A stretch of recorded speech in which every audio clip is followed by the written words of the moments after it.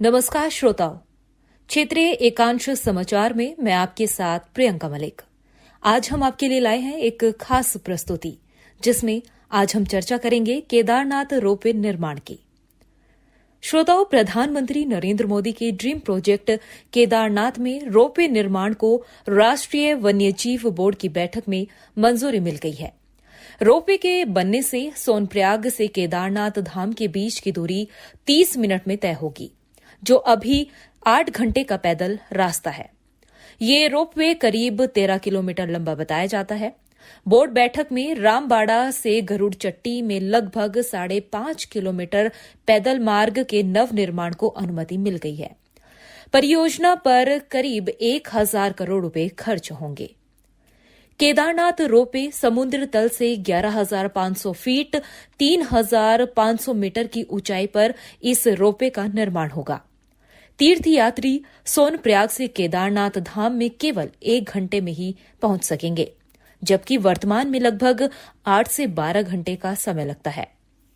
केदारनाथ धाम के रोपवे निर्माण के जो प्रस्ताव है वैसे तो पहले ही स्वीकृत हो चुका था, लेकिन राष्ट्रीय वन्यजीव बोर्ड की क्लियरेंस मिलने का इंतजार किया जा रहा था और राष्ट्रीय वन्यजीव बोर्ड की क्लियरेंस मिलने के तुरंत बाद ही केदारनाथ रोपवे निर्माण को मंजूरी मिल चुकी है। केदारनाथ के लिए 13 किलोमीटर लंबे रोपवे निर्माण की जिम्मेदारी केंद्र सरकार के सड़क परिवहन एवं राजमार्ग मंत्रालय के अधीन national highway logistic management limited ने एक कंपनी को सौंपी है। रोपवे निर्माण के लिए सोनप्रयाग से केदारनाथ तक 11 हेक्टेयर भूमि अधिकृत की गई है। 22 टावर के सहारे बनने वाले रोपवे के डिजाइन का लेआउट भी कार्यदायी संस्था ने तैयार किया है। मार्च 2023 से बताया जा रहा है कि इस सोनप्रयाग केदारनाथ रोपवे का निर्माण कार्य शुरू करने का प्रस्ताव है। सोनप्रयाग केदारनाथ रोपवे पर 4 स्टेशन गौरीकुंड, चीरबासा, लिंचौली और केदारनाथ में बनेंगे। केदारनाथ रोपवे निर्माण के लिए राष्ट्रीय वन्यजीव बोर्ड से मंजूरी के बाद केदारनाथ वन्यजीव प्रभाग भूमि हस्तांतरण की प्रक्रिया में जुट गया है। जरूरी कार्यवाही पूरी करने के बाद अंतिम डीपीआर शासन को भेजी जाएगी, जिसकी स्वीकृति के बाद रोपवे का निर्माण शुरू किया जाएगा। केदारनाथ रोपवे निर्माण को लेकर और वन भूमि हस्तांतरण को लेकर केदारनाथ वन्यजीव प्रभाग के उपवन संरक्षण इंदर सिंह नेगी से हमने खास बातचीत की है।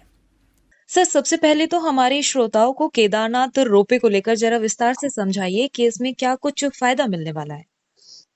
ये तो एक जो प्रोजेक्ट है रोपवे का, तो ये जो बड़ा महत्वपूर्ण प्रोजेक्ट लग रहा है, जिस तरह से भी ये मतलब ये राष्ट्रीय और अंतर्राष्ट्रीय महत्व का जो बताया जा रहा है, हमें जो अप्लाई हुआ है।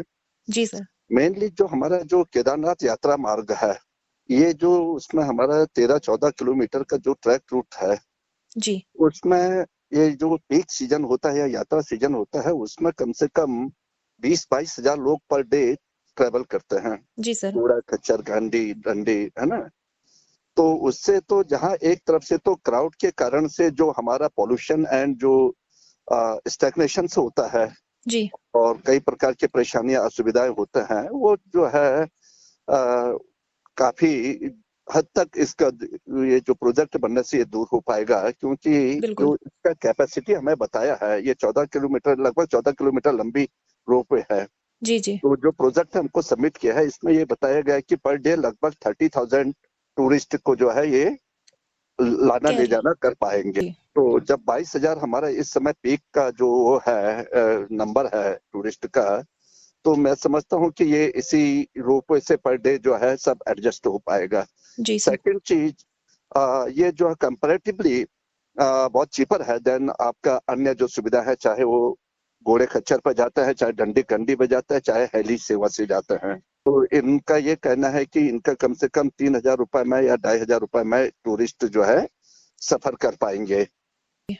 और जहां तक इन्वायरमेंट पॉइंट ऑफ व्यू से देखा जाए, तो जो तमाम प्रकार के प्रदूषण है ह्यूमन जनरेटेड होता है, जहां 20-22 हजार लोग जाते हैं, चाहे घोड़े खच्चरों का मल मूत्र हो, चाहे हमारा ये पॉलीथीन गार्बेजेस हो, चाहे फूड मटेरियल्स हो, चाहे जो भी कैरी बैग्स है, वो चीजें बहुत रिड्यूस होगा। थर्डली, जो ये सब एरियल ट्रांसपोर्ट होगा, तो जो ग्राउंड लेवल पर जो हमारा एनिमल्स है, वाइल्ड एनिमल्स है, वो भी लीस्ट डिस्टरबेंस होगा, क्योंकि इसमें ना तो साउंड जनरेट होगा, ना कोई स्मोक जनरेट होगा, ना कोई इसमें जो है हमारा किसी प्रकार का वेस्ट या पॉल्यूशन क्रिएट होगा।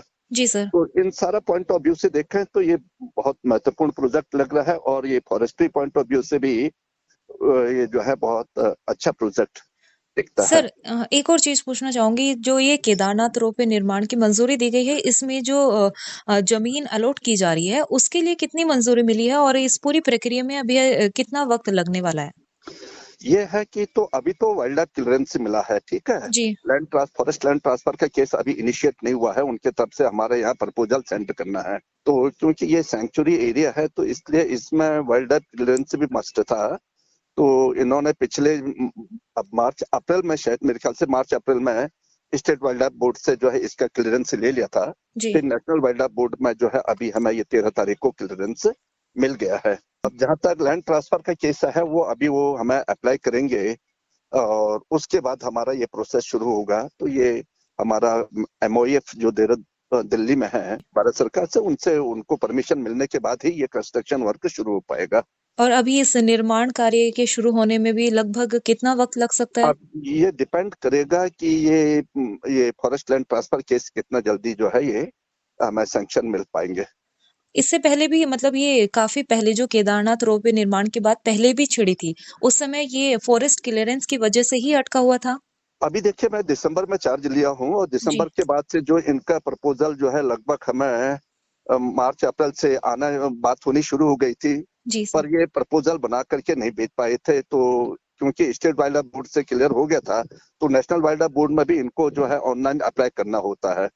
तो इनको अप्लाई करने में काफी टाइम लगा। अभी जैसे 11 तारीख की बात है तो हमें मॉर्निंग इनका प्रपोजल आया, फिर हमने उसको बैठ करके रात दिन मेहनत करते हुए शाम को 6:30 बजे नॉन स्टॉप मेहनत करते हुए हमने इसका प्रपोजल, हमारे पार्ट का जो होता है फॉरेस्ट डिपार्टमेंट का, वो हमने अपना रिपोर्ट सबमिट कर दिया था। और 13 तारीख को इसमें नेशनल वाइल्ड लाइफ बोर्ड का बैठक हुई तो उसमें यही क्लियर भी हो गया है। तो सर कुल मिलाकर देखे जाए, अगर हम अपने पर्यटन के लिहाज से अगर देखें तो ये पर्यटन के लिहाज से काफी महत्वपूर्ण होने वाला है।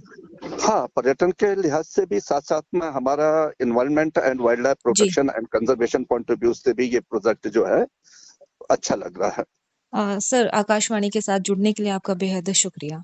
आपको भी धन्यवाद, थैंक यू। श्रोताओं, अभी आप सुन रहे थे केदारनाथ वन्यजीव प्रभाग के उप वन संरक्षण इंदर सिंह नेगी से ये खास जानकारी, जिन्होंने इस पूरी प्रक्रिया को विस्तार से आकाशवाणी के साथ साझा किया है। श्रोताओं, जैसे कि हमने अभी आपको बताया कि समुद्र तल से कई हजार फीट की ऊंचाई पर स्थित केदारनाथ धाम की यात्रा को सरल और सुलभ बनाने के लिए भारत सरकार ने रोपवे को स्वीकृति दी है। लेकिन क्या आप जानते हैं कि रोपवे के निर्माण से जहां एक तरफ यात्रियों का सफर आसान होगा तो वहीं दूसरी तरफ राज्य में पर्यटकों की संख्या में इजाफा होगा। इसके साथ ही पर्यावरण संरक्षण में भी मदद मिलेगी। पर्यटकों की सहूलियत को ध्यान में रखते हुए राज्य सरकार के साथ ही केंद्र सरकार इस रोपवे को लेकर काफी गंभीर नजर आ रही थी, जिसके बाद अब रोपवे का निर्माण कराने की अनुमति मिल चुकी है। केदारनाथ रोपवे निर्माण के साथ साथ केदारनाथ के पैदल ट्रैक और हेमकुंड साहिब रोपवे परियोजना को भी बोर्ड ने हरी झंडी दे दी है। इस परियोजना में कुल 26 हेक्टेयर जमीन अधिकृत की जाएगी। इन परियोजनाओं का निर्माण केंद्र सरकार की पर्वतमाला परियोजना के तहत किया जाएगा।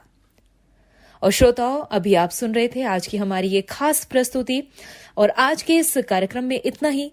फिर हाजिर होंगे एक खास जानकारी के साथ। तब तक के लिए मुझे दे इजाजत। नमस्कार।